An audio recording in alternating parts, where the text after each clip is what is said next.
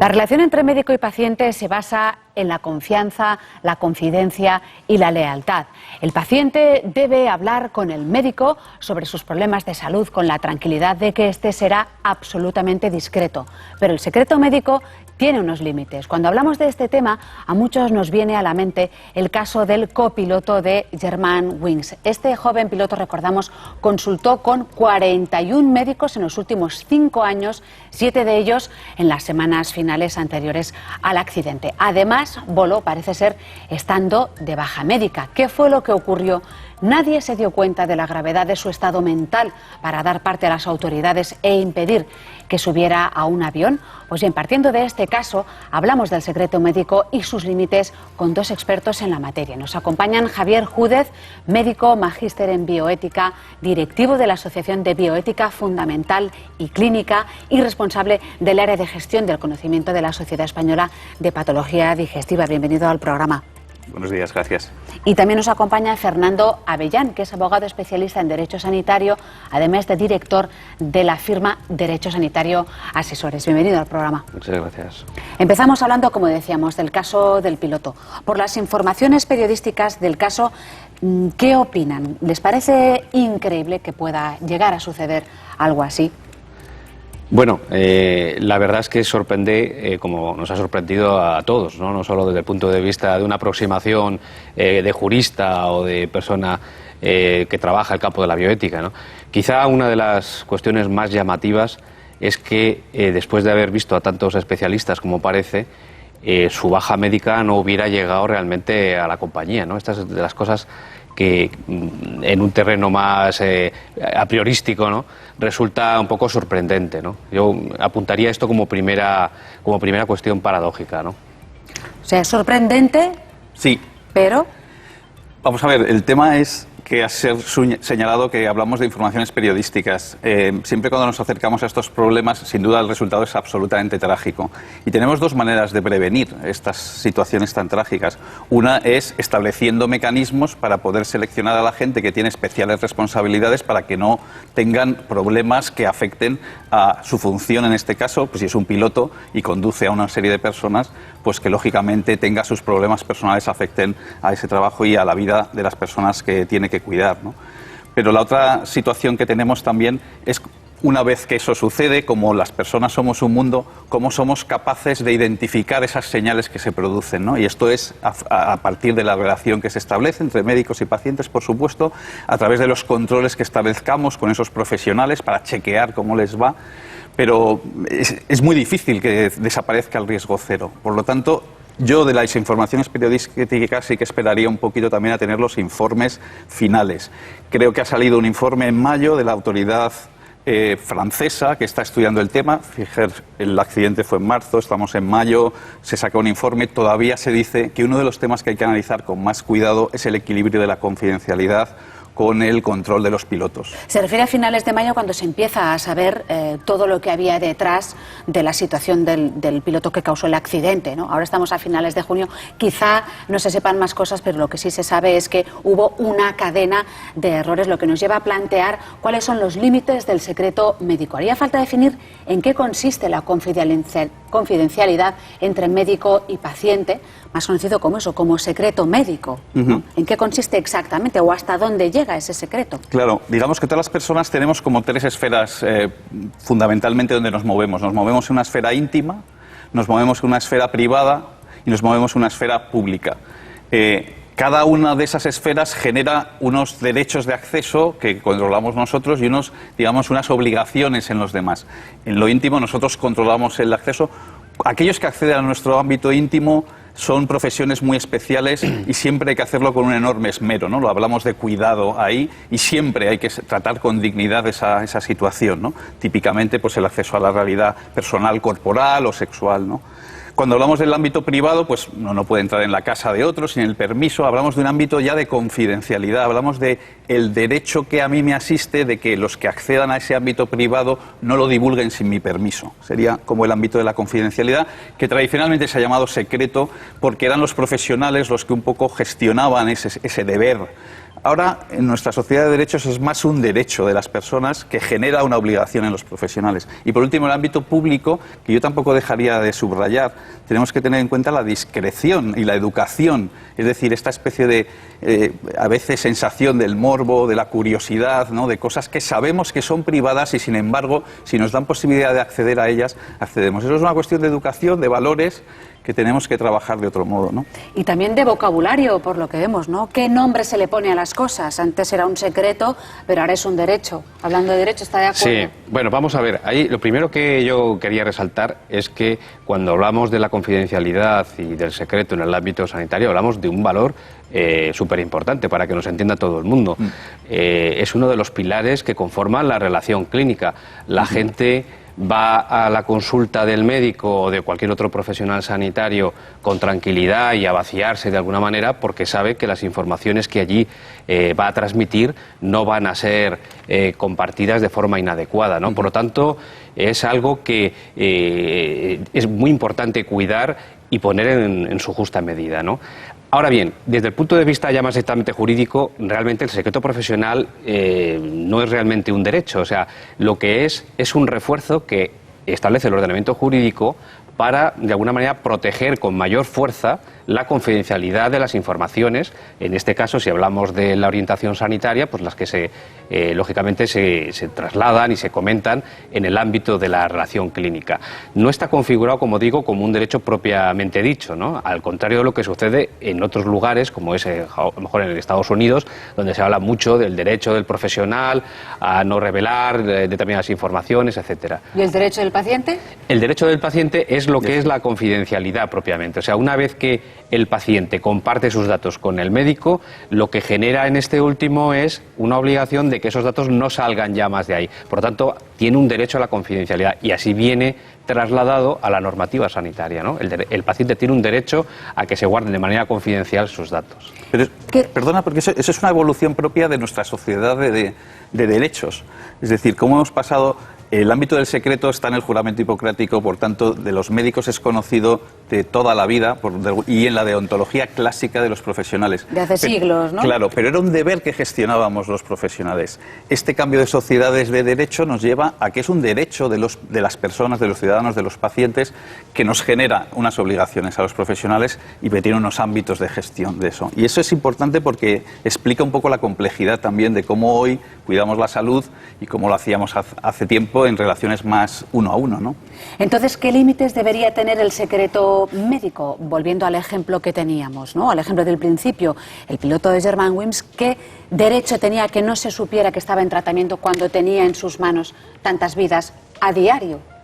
Bueno, pues yo creo que claramente un límite al secreto profesional es las situaciones en las que se pueden comprometer otros derechos fundamentales de los demás, por ejemplo, la vida, ¿no? En el caso de Germanwings, del piloto que estamos hablando, evidentemente, a toro pasado, cuando una vez que ya se ha visto lo que ha sucedido, no cabe duda de que hubiera sido una medida buena el que el médico de alguna manera hubiera podido alertar para evitar esta catástrofe, ¿no? Lo que ocurre es que ese concepto de que es salvaguardar la vida de los demás, los derechos de los demás, está fácil definirlo y tratarlo en el campo teórico, pero ponerlo en la práctica es complicado, porque una persona que tiene una depresión aunque tenga un puesto de responsabilidad, pues por ejemplo, pues un conductor de autobús o alguien que tenga de alguna manera que llevar a personas de un lado para otro, en todo caso debe ser socavada su intimidad, debe de romperse el secreto, porque cuánta gente hay que tiene un cierto grado de depresión. Es decir, es muy difícil verdaderamente saber a ciencia cierta cuándo el profesional sanitario debe dar ese salto. Y ahí está un poco también pues la consideración que cada uno haga, la valoración que cada profesional haga de la situación de su paciente, ¿no? Son situaciones que se encuentran a diario, que se encuentran en todas partes del mundo, a pesar de la legislación y del marco teórico que pueda haber. Seguro pues que en las consultas el médico se enfrenta a dilemas sobre cómo actuar. No todo es blanco y negro, cada persona, como decíamos, es un mundo, pero hay un método deliberativo en concreto o un método que es el más aconsejable para tomar la mejor decisión posible. Pues yo diría que es la evaluación que tiene que hacer el profesional en cada caso de la situación que tiene delante. No se puede establecer una regla general. como decía, cuando pasan las cosas es muy fácil ver que en esos casos sí que había que haber actuado, pero yo creo que la presunción debe ser que el secreto y por tanto la confidencialidad de los datos debe salvaguardarse, que la tendencia debe ser a no revelarlo, y solo en los casos en que esté verdaderamente justificado, en los que haya indicios muy sólidos de que esa persona no va a trasladar su problema o, por ejemplo, como decíamos antes, no va a llevar su parte de baja a la empresa siendo un piloto de aeronaves, ¿no? Solo en esos casos estaría justificado, desde mi punto de vista, romper esta confidencialidad, este valor tan importante para proteger a los demás. Digamos que no se puede establecer una regla general, pero sí podemos establecer un mecanismo más o menos formal que apliquemos cada vez que tenemos que tomar decisiones. ¿O que se aplica? Pónganos algún ejemplo. Esto es, normalmente en las situaciones de relación clínica, médico-paciente, nos encontramos un problema. Los típicos casos de confidencialidad en la consulta pues pueden tener que ver con enfermedades de transmisión sexual, con infecciones, ¿no? Situaciones en las cuales hay terceros que pueden estar implicados, que por tanto puede haber una cierta cadena de salud pública que debemos abordar, ¿no? Pues en personas que puedan tener una enfermedad que puedan estar contagiando, y donde son mecanismos de salud pública que nos llevan a veces a controlar, por tanto, esa libertad. Claro, si nosotros en la relación con un paciente sabemos que tiene un diagnóstico de una enfermedad de este tipo y sabemos que tiene relaciones en las que puede transmitir esta enfermedad, pues tenemos ahí un problema. ¿Cómo abordamos? Lo abordamos con él, lo normal es abordarlo con él y canalizarlo, ¿no? Pero a veces puede haber reacciones defensivas de decir, no, yo no quiero que se entere mi mujer de que tenía una relación extramatrimonial, por ejemplo, y tengo el VIH, ¿no? Entonces es una situación típica de confidencialidad. Otro ejemplo sería el tema de los malos tratos, a partir de una situación que no siempre es claro. Los malos tratos se mueven en dos grandes áreas, y una es el papel del profesional es muy de respaldar la situación policial, o sea, de alguna manera ya cuando se ha dado un paso, y esas son situaciones muy avanzadas, pero hay otros estadios previos en los cuales realmente la situación es más larvada, en los cuales hay sospecha, en los cuales puede haber eventualmente incluso lesiones, pero todavía hay unas reacciones muy defensivas, incluso de negación por parte de las personas afectadas. Entonces ahí hay un dilema, hay un problema del profesional de cómo abordar con esa persona, manteniendo esa relación con esa paciente, y por otro lado intentando establecer que pueda tener derecho a estar protegida, ¿no? Y a por ejemplo, decir en el trabajo que esa mujer está sufriendo malos tratos, o decir en alguna otra parte, o decirlo a la familia. Sí, no, lo que tienes que abordar es las decisiones, el dilema que tienes ahí es la decisión de cómo abordar esa revelación, en este caso la protección de la persona, que sospechas. El problema es cuando se sospecha y no hay evidencia, es un poco lo que decíamos antes con el piloto, ¿no? Claro, porque es la cuestión ética y la cuestión legal. Eso es. ¿No? Pero la cuestión ética lo que intentas es establecer un mecanismo para intentar tomar una decisión prudente y responsable en ese momento, con los elementos de juicio que tienes en ese momento. Y la parte legal tú lo vas a analizar a posteriori de alguna manera, si se han dado o no determinadas condiciones y si por tanto se ha hecho bien o no se ha hecho bien. Son dos partes de una misma... Pero, por ejemplo, en el caso de los malos tratos, se puede sospechar de que se puede volver a sufrir malos tratos y esa sea la última vez. No, sin duda, vamos a ver. Un consejo... Estamos hablando de sospechas, si hay una evidencia, hay unas lesiones, hay unas obligaciones, lógicamente, de dar testimonio de eso y de canalizarlo.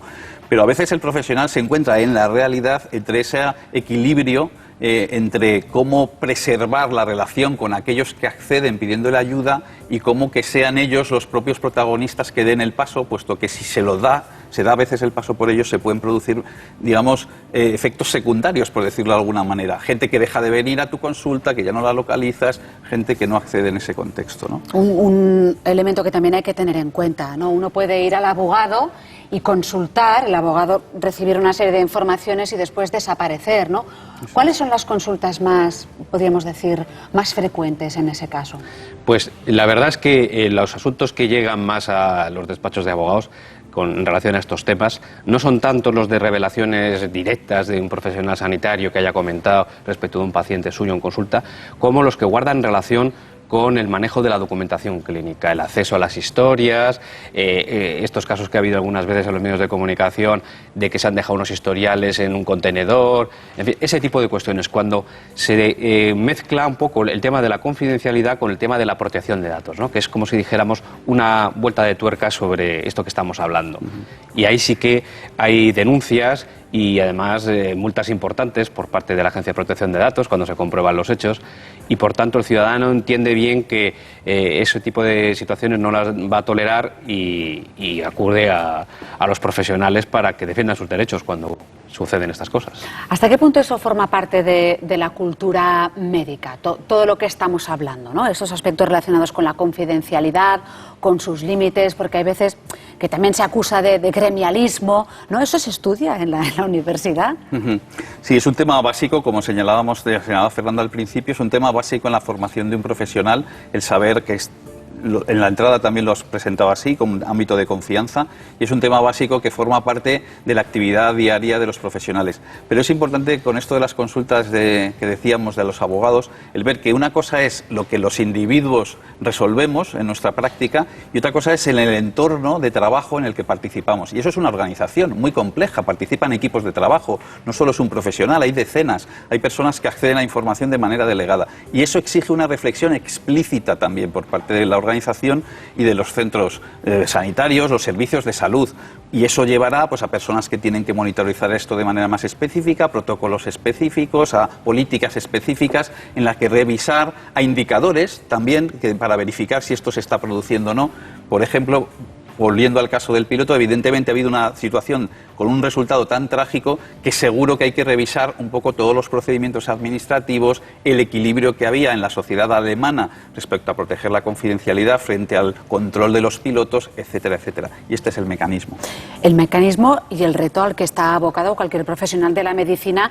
Hemos hablado aquí muchas veces del Big Data, de la cantidad de información que está disponible hoy en día de cada persona, de su salud, de lo que ocurre y a lo que nos lleva, ¿no? Efectivamente, tenemos una sociedad en la que los datos fluyen por muchísimos servidores, hay una interoperabilidad tremenda en todos los sistemas y en el campo sanitario también ocurre. Y además eso es algo que en principio es muy positivo porque evidentemente la accesibilidad por parte de los equipos de profesionales a la información del paciente hace que todo sea más fácil para este último. Por ejemplo, un paciente que viaja a otro sitio y desde ese sitio se puede ver su historial, pues tiene esa ventaja de que tiene todos sus antecedentes en el lugar donde se encuentra. Una ventaja que se puede convertir en un inconveniente si queda al descubierto. La reflexión para terminar, ¿cuál sería?